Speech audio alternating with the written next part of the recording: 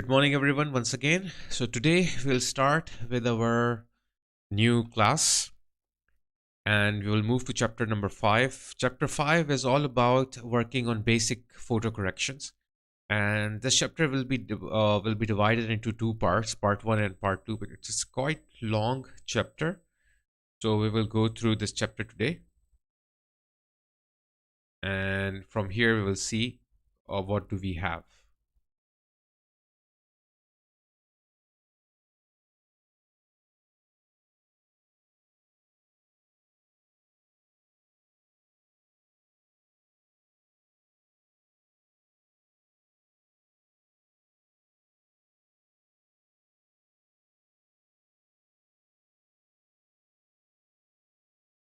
So basically, as I mentioned before earlier, that Photoshop is an image editing tool, and you work on images, you work on photographs, and you edit them in a Photoshop. You can do design also, but it's highly recommended for editing. For designing, mainly people uses Illustrator because Illustrator is 100% vector based image. So you might have heard this word vector and raster. Photoshop is more of a raster based like photo editing tool, but at the same time you can also work on vector images. But when you save any file as JPEG, as PNG, they're always saved as raster images. So first, let's take a look at what is the difference between vector image and raster image. So I'll here create a new file. I'll just click on the new button and I will choose any size here. Let's see if there is 1000 by 1000. It's not there, so I can go simply here, put width 1000 and height also 1000, and I'll simply press create. Once I'm done, I have this screen like this empty window here, and what I'm going to do here is that I will make a new layer by clicking the new layer button, and I will make here two shapes. One shape I will create as a raster shape, and then I will create a vector shape. So to create a shape, I will just go to the shape option here, choose any shape I want, maybe rectangle tool. And on the top, I have here some options. First, I will choose pixels and create a yellow color raster shape. Okay. Or let's do one thing. Instead of making a square, let's make an ellipse here so we can closely look at it. Let's make a new layer. And we'll know the difference between more with this shape. Because square is more of a straight line, so it's a little hard to tell what's the difference between raster and vector. So this is basically a shape I created with the pixels option. I'll create a new another layer. First, let's rename this to raster shape. Okay, raster shape, and then I'll create a new layer here, and I will call this one vector, vector, vector shape. And I'll just change the color so that you can easily differentiate between two of these shapes. And now for the vector, I will not use pixels because pixels are basically used for raster images. For vector, I will use either a path or a shape. So I'll choose shape for this exercise because path is more for like creating a path like a shape which you can turn later on into something that you want. But for this exercise, we'll use shape. Once you will move to shape, you will notice that in pixels, you don't have some options here that you get in the shape, because in shape is basically a vector style. So here you will get a fill color, you will get a stroke color. I don't want to use any stroke color, so I will click here, so no stroke. Same thing happens in the fill. If you click on the fill, you can choose any color from here or here. If you don't want any fill color, so you can create no color. So what will happen? There will be no fill, there will be no stroke, so it will just create an outline. And if you will save the file, it will not save with anything. Now we are not using stroke, so we don't have to worry about the stroke thickness or stroke like line profile here. So I will like a line type over here, stroke option over here, because we're not using stroke. I'll just create a shape here, and that's it. So I will take my moving tool, and you will notice that I have raster shape. Looks like an image layer, but in the vector shape, you will notice that there is an icon here that represents it's a shape. Now let's take a magnifying glass and start zooming in. Now when I zoom in, you can see that I'm starting to look at pixels.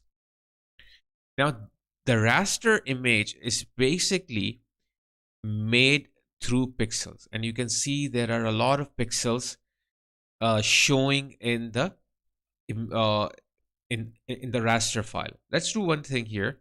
Instead of zooming in, because the pixels will also show in the vector. So let's do one exercise here. They both are created. So I will just hide the vector shape, only take the raster shape here. And what I will do here is that I will just create I will just resize it. Control T for free transform. And when you start resizing anything, what you're doing is that you're going beyond its limit, its original size. So when you're doing that, obviously you will see some edges around it. So if I will go to 100%, just notice how badly the edge look like, how bad the edges look like. They look very uh, like a blurry, or you can say blocky, because it's not a vector image, it's basically a raster image. So what raster image is, it's based on pixels. Okay, and if you go beyond the limit of the pixels, you will get the blocky image, or you will get a like a blurry edges, or even inside the pixels, because it is one color, so you will not see any difference, but even inside it will be that sort of a thing. Okay, now I will hide the raster shape. I will go back to the vector, and then what you can do is that you can go here, retransform, start resizing this as well.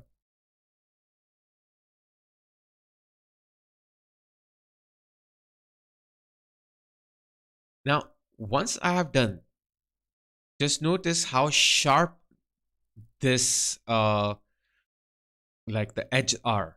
Okay, so let me hide this, unhide this one. Look at how blurry this is, and how smooth the vector is. The vector is basically a shape which is based not on pixels, but it's a shape itself. So there are some limitations in raster, and there are some limitations in vector. Raster image can be a highly dense image as well. Like suppose this is a raster image, but I cannot create something realistic as photograph with a vector image. I cannot do that. That's the limitation of the vector image. The vector image can be only shaped like this. Okay, so it cannot be an image like this. So that's the limitation of the vector. But what is the limitation of raster image? Let's do one thing. Let me unlock this and scale it up. me scale this so we can easily see.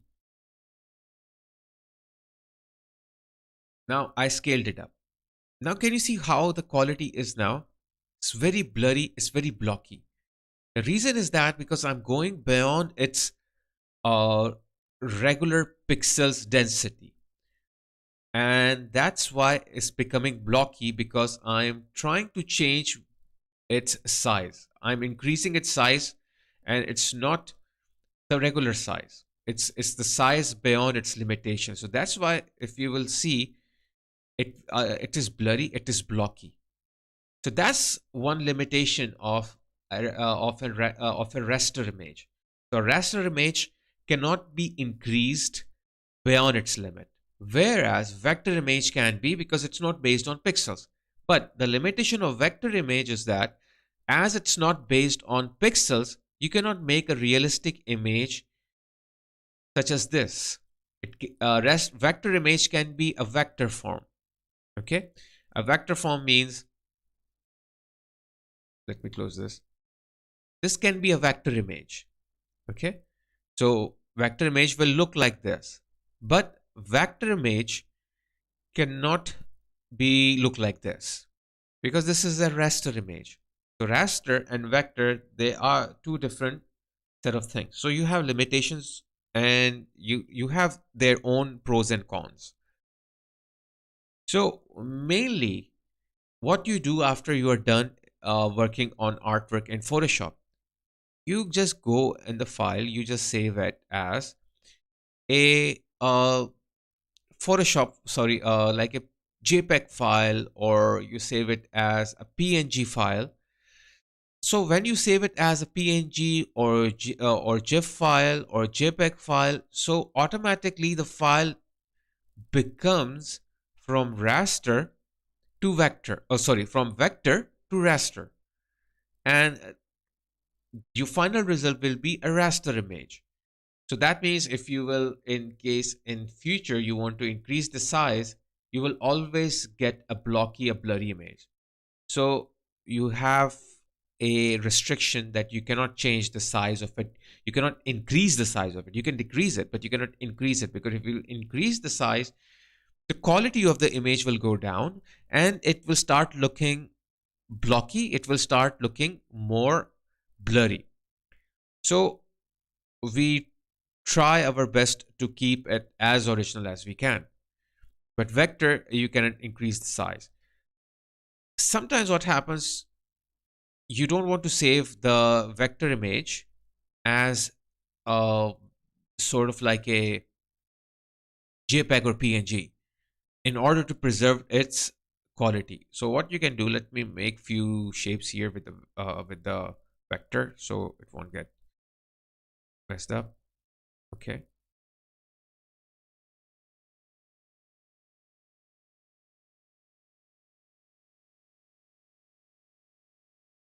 Like this, go back here. Okay, I'll make it here now.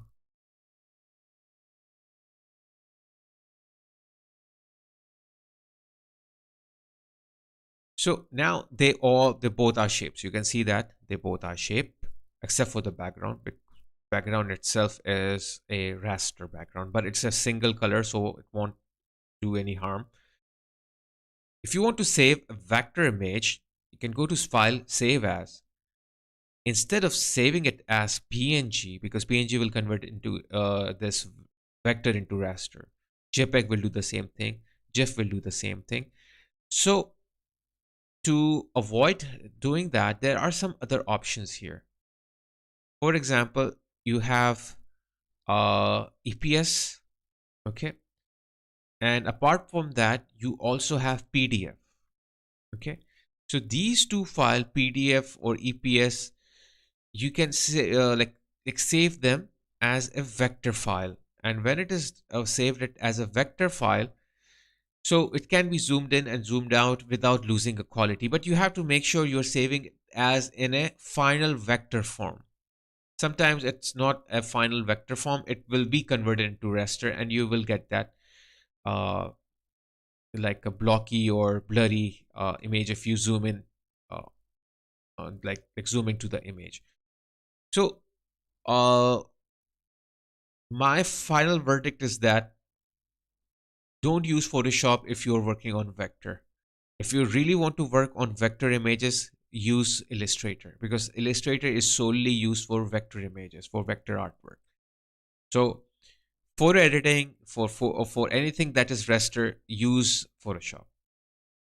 Now, image resolution, as I told you here, if I will open a few images here, like let's open this one, and then let's open this image. Okay. Now, let's see what is image resolution. So we have decided we will work on raster images. And now after that, we will move to the next part, which is image resolution. Now to see what is the resolution of your image, you can go to your image, image on the top, image here you have size. And when you will go to the image size, it will tell you what is the image size here. My image size here is 298, height is 360, resolution is what, 72. Resolution will help you to create a high quality image for printing purposes. Now image size is if it is 298 and height is 360, the resolution of this image is basically 72 originally. If I will change it to higher, because for printing purpose you have to use at least 300 resolution, but if I will use 300 resolution, the image will become blurry. Because resolution, what it do is that it also doubles the size of your original image, and you will start seeing sort of a blocky image or blurry image out of it. So you have to make sure, if you are working on an image like suppose this one, okay, if I will go and check on 100%, here down you can see that, or if you can take a magnifying glass, right click on the image and click on 100%, it will show you the actual size. If I will try to zoom in more, so you will notice that this 100% down here that you see, it will start zooming in, like it will start increasing. That means you're zooming in. Now it is 200%, 300%, and as you are zooming in, you will start looking at the image becoming pixelated. Okay, so at some stage the image will not look good. So let's go back here, right click 100%. So if you're a photographer, so make sure when you take an when you're taking an image, you're taking a high resolution image, so that you can easily keep the higher size and you can change the resolution as well. Or if you're downloading an image from internet and in case in future you want to print it, you have to then make sure that you're downloading a high resolution image, so that if you are going to print it, it will print with a higher quality. Now let's go to the other image here. Now notice 100% size. Here let's right click 100% size. This image is very small. This image is huge. That means the size of this image is larger. Quality will be good. And if I will go to image size here, what I can do is that I will keep in my mind that the width and height is what, 1024. So even if I will change this one, it will zoom in. It will start making it blurry, but not as it was doing for the last image which I was showing, which I was doing. So instead of changing this to 300 and changing the size over here, I will change the resolution to 300, but this one I will keep it 1024 as it was before. So resolution is changed, but size remains, which is not a good practice, because if you're changing a resolution, your size should be changed too.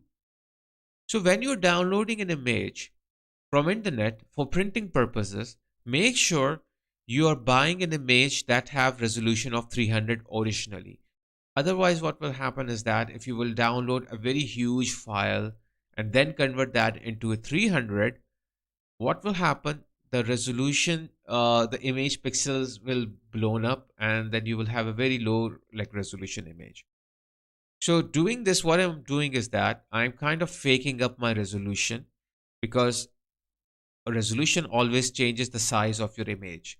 And when you change the resolution and turn down the size to original, this will not help you. This will still not give you a good uh, size. The whole point here is that the image should be also larger. But if your printing press says yes, the image 1024 by 1024 is good, and it will create a kind of a nice image on the magazine. Okay, so on the magazine you can measure it with the ruler or with a inching tape or with a measuring tape, but measuring tape or ruler cannot measure pixels. They only measure centimeters or meter or inches.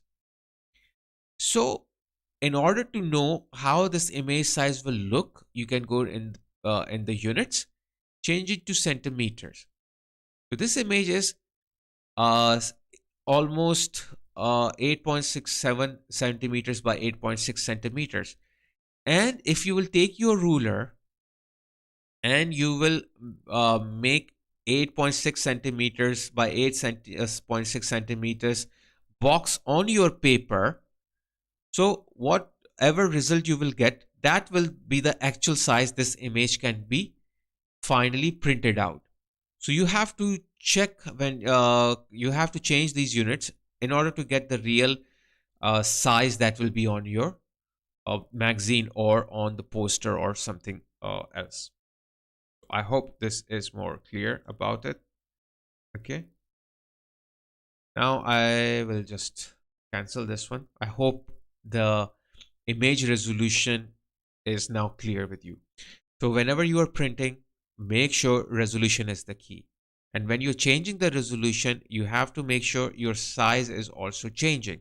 But when the size changes, obviously 100% the image will be blown up because you're increasing the resolution. So originally, when you're taking a photograph from a camera or downloading from the internet, make sure that like the resolution is already higher.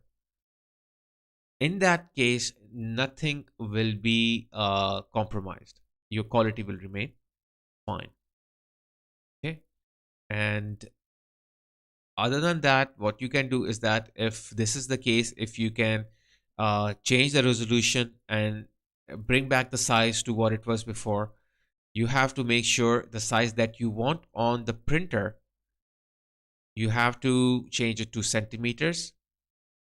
Check the size, draw the same size with a ruler like a box on the paper, and if it exactly draws the same size you want on the paper, you can go ahead with this size and give it to the printing press. So that's you can do with it. Now let's cancel this, close this other image. Let's check exposure and balance. Now, images, when you take pictures, sometimes images are overexposed, sometimes your images are underexposed. Overexposed images are mainly the images that have a lot of light like coming in. Okay. Suppose you have taken an image where there was a lot of light in a room, or you are taking an image with uh, higher exposure like settings on the camera. So you will get overexposed images, which will be something like this. Okay, so you can notice that images will look very fainted and all bright, and it's very hard to explain what it is. Here in this image, you can see what is overexposed image and what is underexposed image. Overexposed, if your camera quality, like if your camera settings are like the exposure on your camera is set up to very high, you will always get an overexposed image, which is not right. And later on, you can fix that in in Photoshop. Sometimes your exposure settings on your camera are set to very lower value, so you will get a dark image, just like this one. So your image will look very dark, and that's also not right. So your setting should be somewhat in between, and you will get some, and you should get something like this sort of a result, which is a normal sort of a uh, like a like a result. Here there is a lot of white. Here there is a lot of black. Here the black and white both are balanced. So let's see if we have something like an overexposed and how we can fix that. And if you have underexposed, how you can fix that. So sometimes in case of this image, we cannot do it. The reason is that because originally this image is overexposed and it's already done. If I will try to underexpose this, I will not get the result what I'm looking for, because it's not a raw image. Raw image means it's not an original image. It's like a JPEG image. So let's see, let's copy this one and let's see if we can fix it. If I will go to the file here, create a new and paste it here. So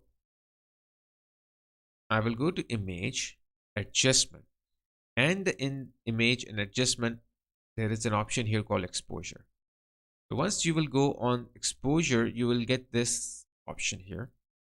There are presets, there are exposure, like there is exposure, there is offset, there is gamma correction, and there is a preview button. Preview button will show you the result. This is good if you turn it on and off just to check like the before and after result. Now, and here you will have some like sample pickers. Now, what is the sample pickers? Sample pickers are uh, some areas that you want to pick and fix. As we are working on brighter points, like white points. So I have here first dark point, okay, which is this one. So this is for black points like underexposed image. This is for white point overexposed image, and this is neutral for gray point, but we are not working on gray point. We are working on the white point because our image is overexposed. So I will take this one, click on the point here, the whiter area, like suppose this, click on it. Once I will click on it, it will be sampled. And now if I go here, okay, I think my Photoshop got stuck. Oops.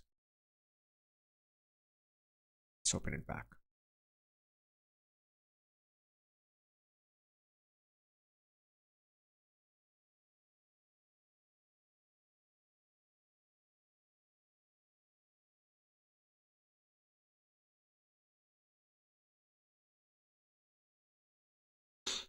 Okay, so let's go back here. And where it is. Okay, now I have clicked it and you can see that it has selected that color here. Now, exposure, if I will go to the right side, it will expose it. It will increase the exposure. But in our case, it should be opposite because we have to go to the lower side. We have to make sure it is getting darker instead of becoming brighter. So I will just click here and start moving it down. You will notice it's becoming better. But overall, this is turning the image more darker. Okay. Now, the second value is the offset. Offset means that the dark and the white value, it pushes away from its original position. It's like move it ahead. So if you will increase it or decrease it, you can see that how it is bringing the black points and the white, or like how it is pushing the white points and black points by increasing or decreasing this value. So maybe you can little bit decrease this, and or just put it like keep it 0. Let's work on a gig like a gamma first, then we can come back to the offset. Gamma is what is the darkest part of the pixels here. So if I will increase or decrease it, you can see that it is mainly focusing on the pixel itself. Okay, so if I will increase this, the gamma of that image is increasing or decreasing. And then I will try to push down the offset a little bit. Now I will change the exposure a bit, try to bring it back. Now this is maximum I can do it, because image itself is not a raw image. It's a you can say like a normal image that we have here. So we will get maximum this sort of a result here. Apart from whatever we have done so far, there are presets, pre-made effects over here. Like I have -1, -2, I have +1, and I have +2. Or I have custom the one you want to do on your own. Okay. So this way you can also fix your image with the help of these minus and plus, or like plus also, or do your custom. So at least I can see now the details, but still the image, image is now super underexposed. Okay. So if your image is not raw, you will start getting, you will start losing the details.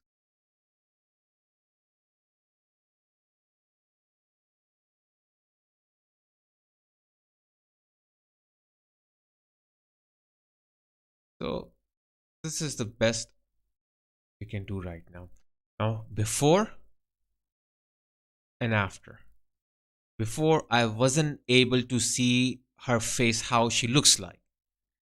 After doing some correction, we can at least say, okay, how her face looks like, and how is her facial features, and some other parts like how like what she's holding, what it is actually we don't know, what is at the background we don't know.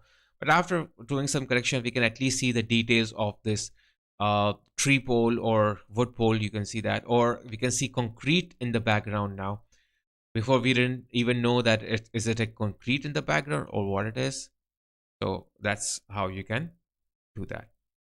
And once you're satisfied, you can just press OK here. Or if you want to fix some dark parts, some black parts, so you can click over here and then click the black point. Click or like this is mainly not a black point. You can consider this as a gray point. So you can take the gray sample, the middle one, click on the pixels areas. Okay. But actually it will not give you the results that we were looking for. So I will undo it. And if I will do the same thing with the black, it will not do what I'm looking for. Only thing will work is the white point, because this image itself was overexposed. Okay. And when you're done, just press OK. So let's see how we can fix the underexposed image. Okay. And you can just check on internet that you have any image which is underexposed and bring it up.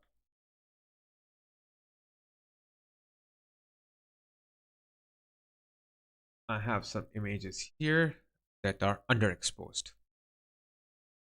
Means like they're dark.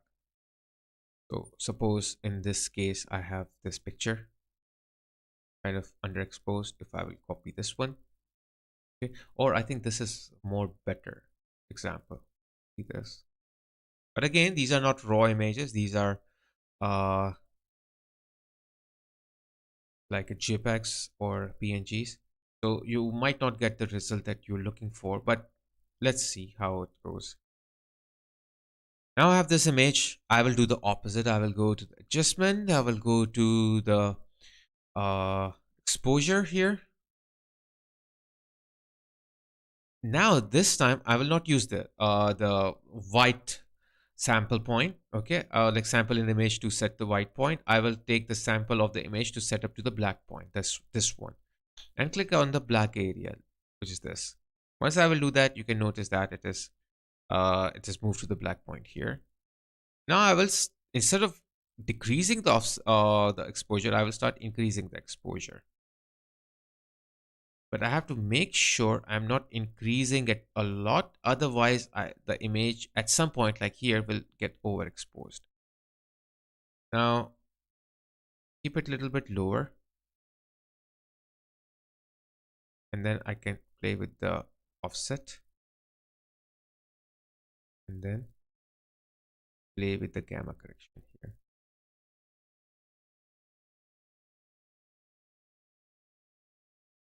And then start balancing this. The target over here is that to fix it without overexposing it. Otherwise, if it is overexposed, then we will lose the detail on the sky. So we have to make sure we don't lose the detail on the sky.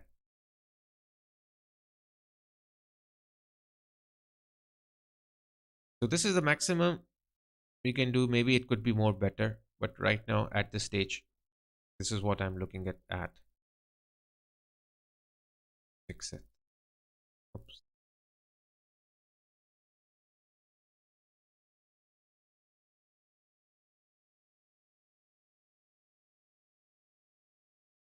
Okay. Bit again. Exposure. So that's how I got it. Let's see. Before and after. Before we even didn't know what was this, how was the uh how the building looks like, actually how this the kind of cathedral looks like. And now we can know, okay, this is actually like a Gothic style cathedral or something like that. We can see what color of the building is, and those kind of things we can easily figure it out. Or one more thing we can do here is that let's try. I'm not sure if it will work or not, but let's try. Let's go to the adjustment and try to fix this overexposure here. So I will take the white point and click on this overexposed area. Try to bring it down, but again, it will start like messing up the underexposure, like the exposure of that. Yeah. So I'll cancel this. I'll keep this. This is the maximum I could do without losing so much of the detail in the back or on in the sky.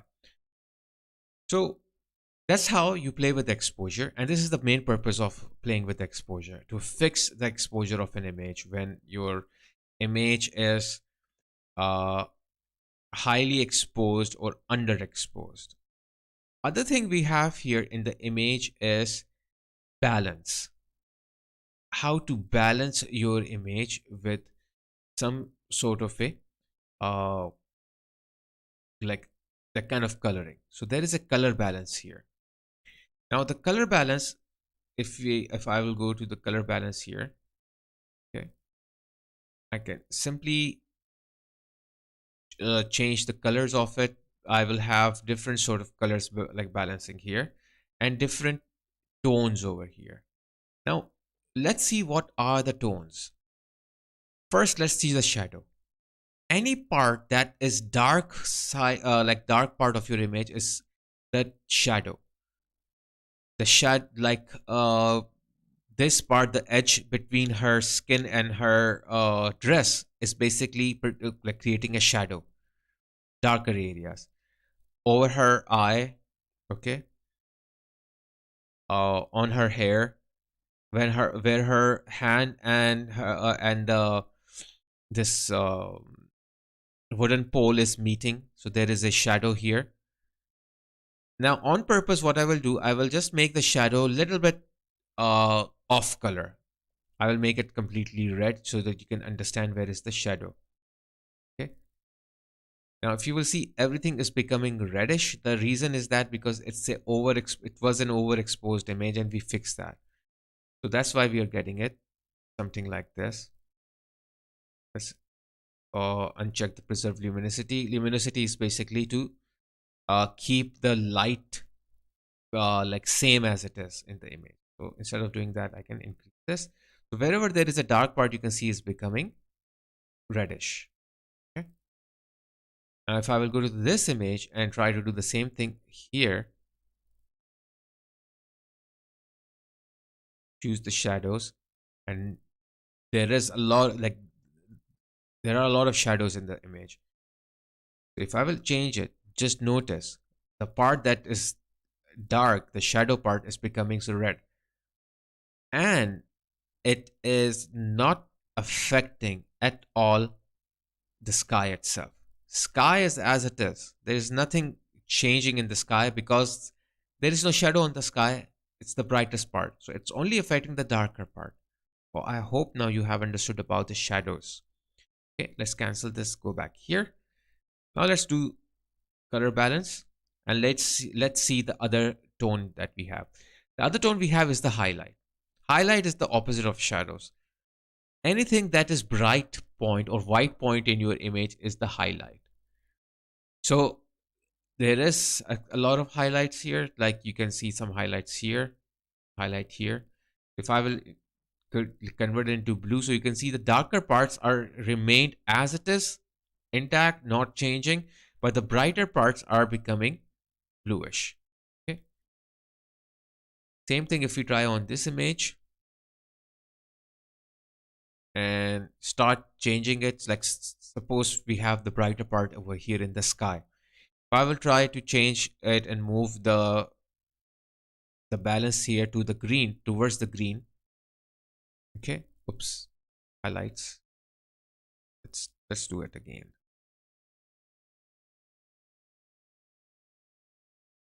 So notice that the part that is highlighted, especially the sky, okay, it is changing the color. Okay. The other parts are also affected, like suppose here and a little bit highlights here, but the most part that is affecting is the sky, because sky is the more is the highlight of the image. Now let's go back here and then check the midtones. Midtone is what? Something between shadows and highlights, the gray point of your image. So if I will change the midtone, you can see the overall image is actually changing. So I can give it a little bit yellow here, a little bit greenish over here, a little bit bluish. You can mix around the color and see what suits it. Okay. You can go to shadow. You can play with the shadow color also. Maybe I want the shadow to be more bluish. Okay. Highlights. I want the highlights to be more yellowish. You can increase the highlights here.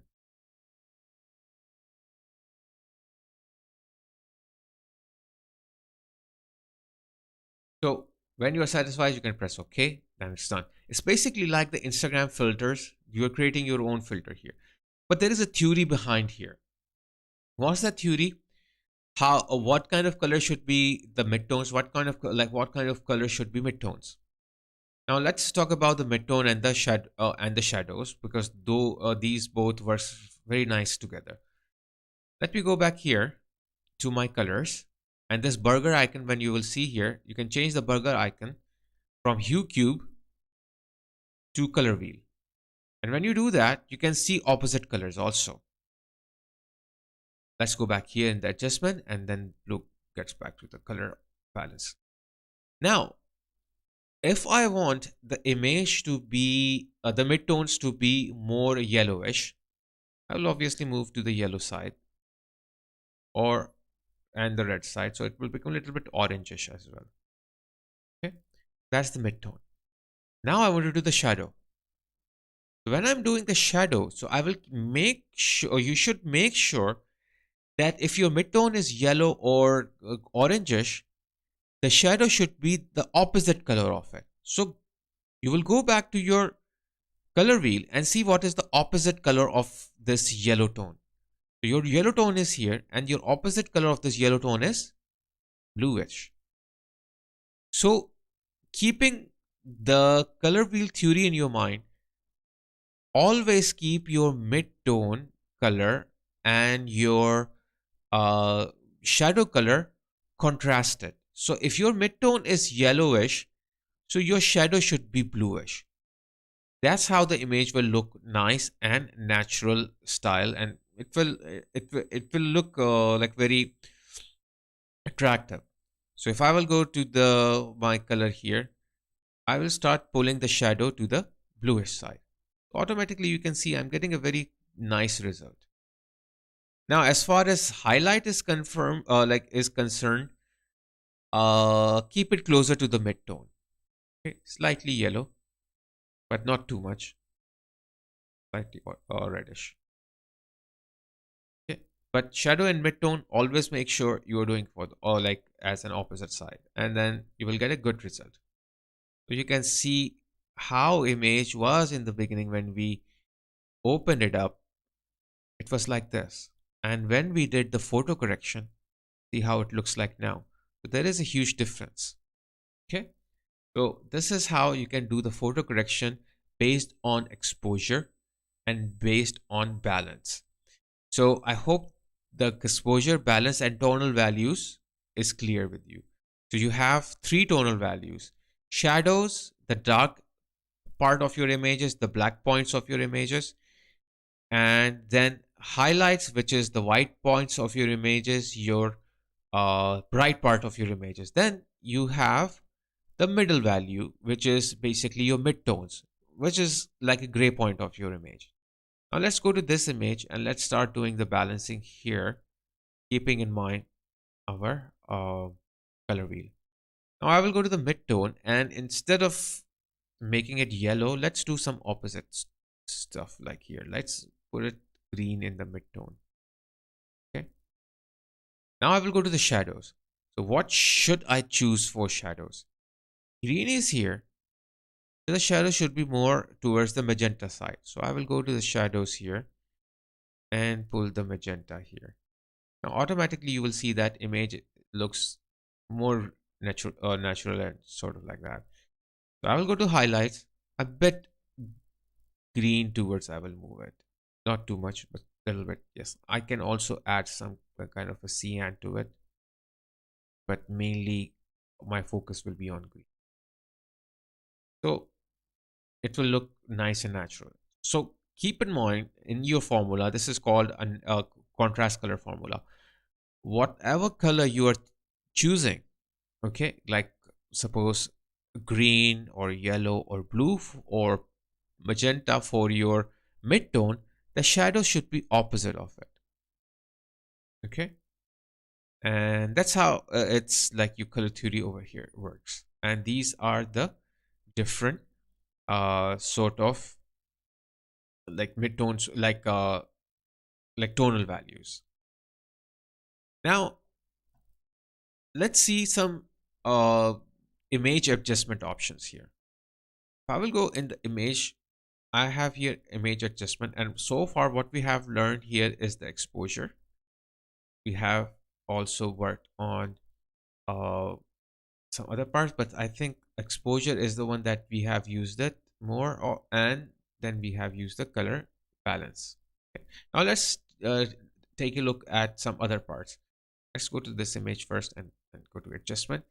First one that we have here right now is the brightness on contrast. Now brightness and contrast, if I click it here, will give me two options: the brightness of the image and contrast of the image. Now the brightness, if I will increase, you can see image is becoming brighter, and you might say it's doing the same thing like exposure is doing. Exposure is not same as brightness, almost look the same, but in exposure it takes the pixel and exposes them to the light value. And when you increase it to the light value, expose it to the light value, the light in the image affects. So basically exposure affects the light in the image. That's why we say if you have a raw image, that would work better than any JPEG or normal image. Now in brightness, it's something like overall image, the pixel itself becomes brighter, highlighted. So the white point increases. So if I increase or decrease this, you will notice that the white point is increasing in on overall perspective. If I do the contrast here, increase or decrease, you can see that the black point is increasing. So if I will go completely to the negative side, you can see the image will kind of look like faded. But if I go to this side, you can see that the black point is increasing and it looks like contrasted image. So I can play with both of them and see what do we have. Always, whenever you start doing any image correction, try your best not to lose any detail. If you're losing details, you're losing your like quality. Let me do one thing. Let me cancel this one. Go back here and let's go back to the hue, hue cube. Okay. And let's go to window and turn on the histogram for now. We will learn about histogram in details, but just I will open it up and show it to you.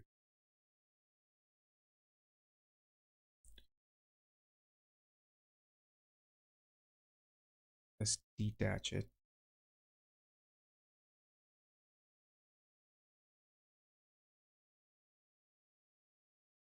I cannot resize this window. I think this is the maximum size I can keep. Never mind, that's okay. So if I will go back here in the image and brightness on contrast, start playing around, you will notice that the image histogram is changing. So what is histogram? Don't worry, we're coming back to it in a bit, but you can see that it is changing. So histogram is something that you keep in front of you while you're changing this. And just like the color wheel theory, like there is a theory of the histogram also. Okay. So same thing, if I'll go back to this image, you will see there is a different sort of histogram here. And now I'll go to brightness on contrast and try to change this one, and you will notice that you're getting a different sort of a histogram option. Okay.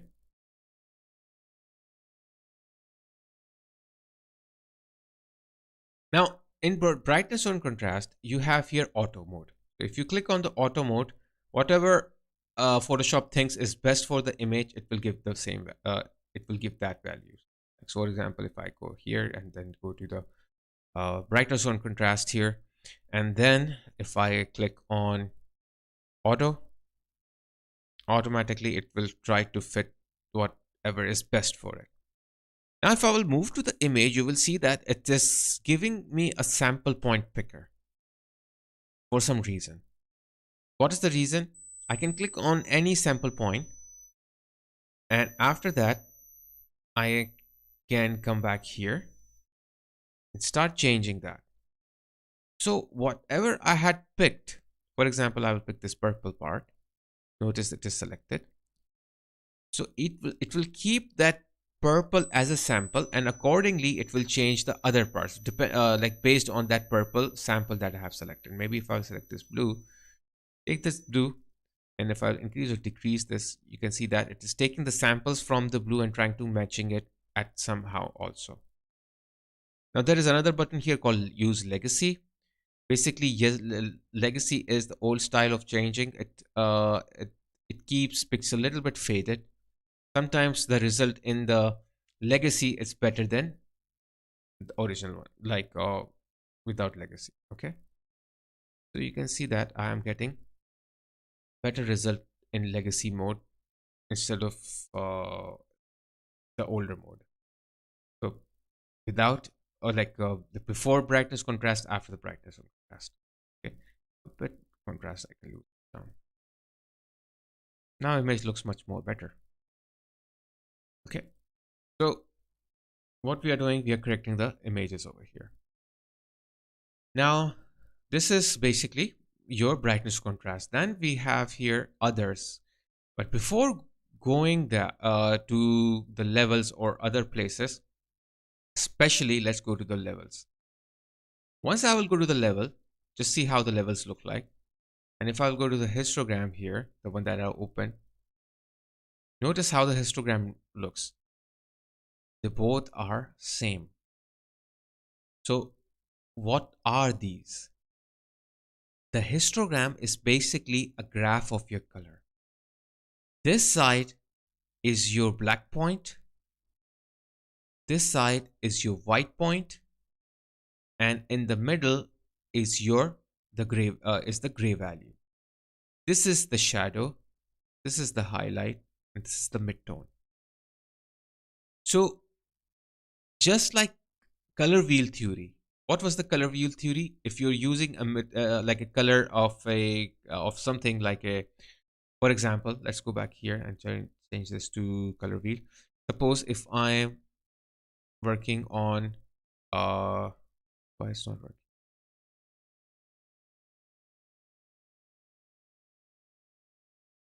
Suppose if I'm using a midtone value of a yellow color, so the shadow have to be blue color. So that's a color wheel theory, opposite color, contrasted color. What's a histogram theory? Histogram theory, you have the black points, you have the white points, you have the gray points. So nothing should be more towards the black point and nothing should be more towards the white points. For example, if I will go to the levels, now level is what? Adjusting the histogram. So if I will take my black point, I'll move it to this side so you can see the image is becoming darker. And see, the whole histogram is broken up and it's moving towards the black point. So if your image is something like this and you see the histogram is like that, so that's not what it should be. Or if I will move this towards this side, so you can see everything is moving towards the white side. The key point here is that it should be balanced. Most of the heights, these are the heights main color. So the main color more are towards where? Whiter point. And less is towards the blacker point. It should be in the middle to create, most of it should be in the middle to create a nice looking image. So your goal should be in the levels when you do settings, try to make sure they are in the center. Okay. I can use my midtone value, my highlight value, and I will try it my best to keep it in the center, the histogram. Okay. Not more towards the white nor more towards the black. Something like this. But as the image quality is little lesser, you can see the image is becoming little pixelated. But the result looks kind of good as it was before. Now, one more thing I can do here is that instead of working on RGB, can you see there is a channel here says RGB? RGB means red, green, and blue, because images are, if they are for screen, they are based on three colors, red, green, and blue. But if you're printing your image in a printing press, then it is CMYK, cyan, magenta, yellow, and black. But at this stage, we have kept it RGB. Now, like there is a color, if you want to change it, the color mode, you have to go to the mode and change it from RGB to CMYK if you're going to print it, but we will keep it as it is. So right now we are working on RGB, means all the colors are affected at the same time. If I will go to R, so this value is only for the red color. I can go back here to in the histogram also R, so it is showing me the value of only red color. So I can also change the levels only for a particular color. Right now we are changing it for the one particular color, which is, you can say, red. So if I will move it something like here, so you can see that not, I will not play with this, it's giving it like a sort of a really bad feeling. So something like this. Try to bring it things to in the middle, the heights, the peaks in the middle. Then I will go to the green here. Green is almost green looks more like better. Maybe a little bit. I will increase the highlight of the green value here, so it will become more and closer. I'll go to blue and blue. So blue is also fine. A bit of a black value. I will move it so it will start pushing it here. It's fine now. And then I'm done. Okay. So I can go back to the RGB. Now, one other thing you can do with the levels is that you have here again the black point sample, the midpoint sample, the white point sample. So if I will go here and click on it, okay, with the white, it will sample according to that. You have to make sure you're not doing something extremely like to that point. Okay, so that's how you can work with different colors with the help of the levels. Now let's do the level thing here and let's see how we can fix this, because this is underexposed image, and underexposed image are a little tricky to fix. So let's go to the histogram. Now first let's go to the red color here. Try to bring things from the black point to the middle, because this is underexposed image. So obviously if images are underexposed, more it will be towards the black point rather than being towards the white point.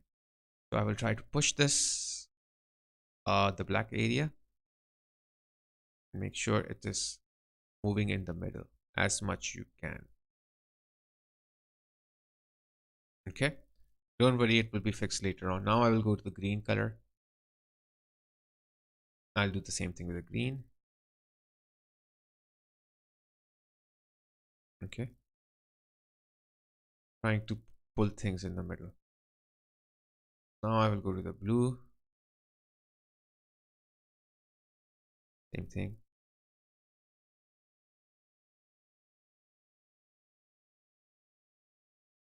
And you can see that colors are becoming like it's clear more. Then I will go to the RGB values here, and I can push those. But just notice how we have lost the sky here, because the sky was overexposed and we had underexposed. So we lost that part if we exaggerate. So we can change for like these values also. This is white and black input basically. Okay. Now you can also do the auto levels just like what we did in the previous one, or we can go to the options here and we can use different sort of algorithms here. Find dark and light colors for enhance per channel contrast. So you can use any one of these. Like suppose if I will use this one, click it here and then try to change a different algorithm will be applied. So you can check what kind of algorithm suits you. You can use that to fix your image. Okay. Now, later on, we will see how we can avoid this change, this change. There are a number of different ways to fix the image, but right now we are just fixing with the most simplest way. Later on, we'll learn how we can fix an image with using mask. Okay. Now, I hope the tonal values is also cleared. The some of the like histogram values are also clear. Some adjustments are also clear. So this was the levels basically. Now, apart from levels, we have here curves. Now, if I will go to the curve, notice what do you have here? Have here the same histogram. Okay, the RGB value here. Now, in the here, how we fix it in the curves? In the curves, we have like a black point down white point on the top.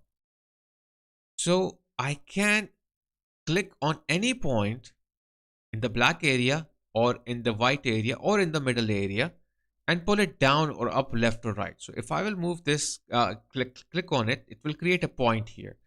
That point you can move down. Let me put it somewhere here so you can see the image. I can move it down and notice what is happening to the histogram. As I'm pulling it down, it is coming towards the black point.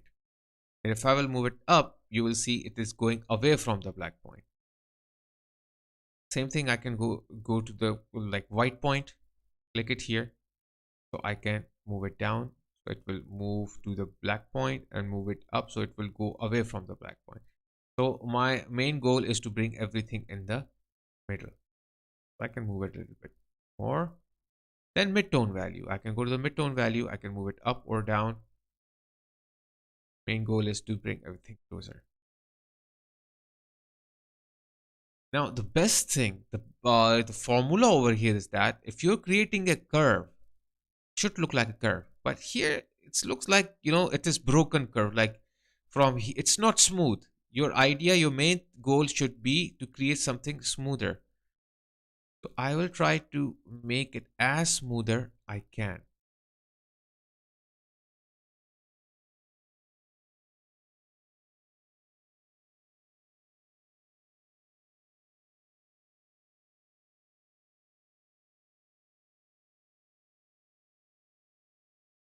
Now it kind of looks like smooth. And things are in the middle as well. But because this is the black area 100%, so it's moving away from it. So I will move it down and then try to change it. I think this looks more smoother. So you also have options here. Enhance brightness on contrast, or find dark and light images, or uh, channel. So these are different algorithms. And based on these algorithms, you can also change your image parse. Okay.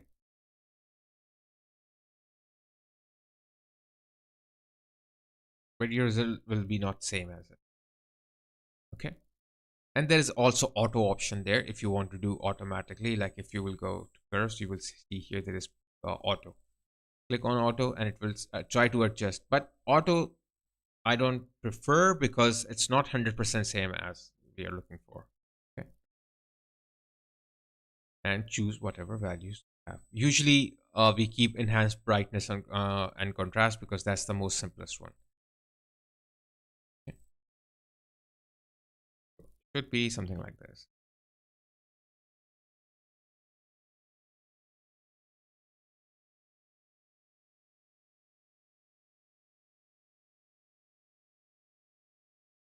Now, uh, next, already we have gone through the exposure. And apart from exposure, we have vibrance, we have hue and saturation, and we have other like of these. So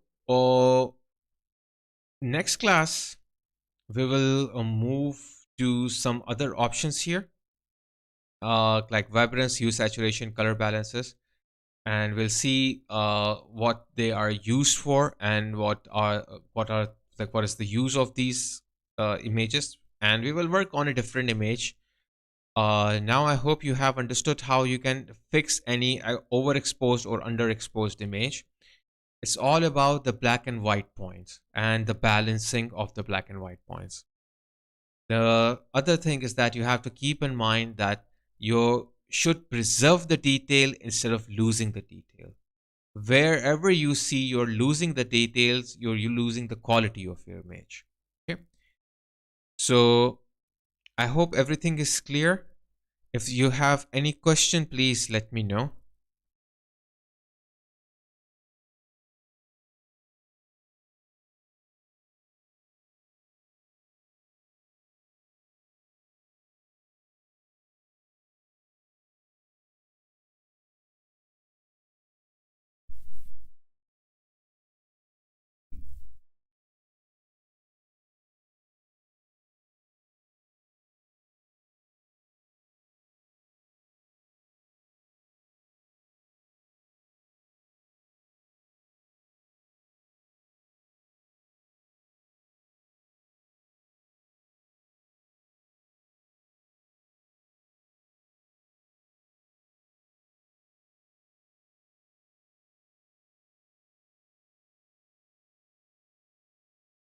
Okay, so if there's no questions, let's move to the Blackboard and I will end the stream now. So thanks for joining the class and I hope you have learned some like from this part 1 of lesson 5, which is the basic photo corrections. So take care everyone and we'll meet in the next class. Let's move to Blackboard.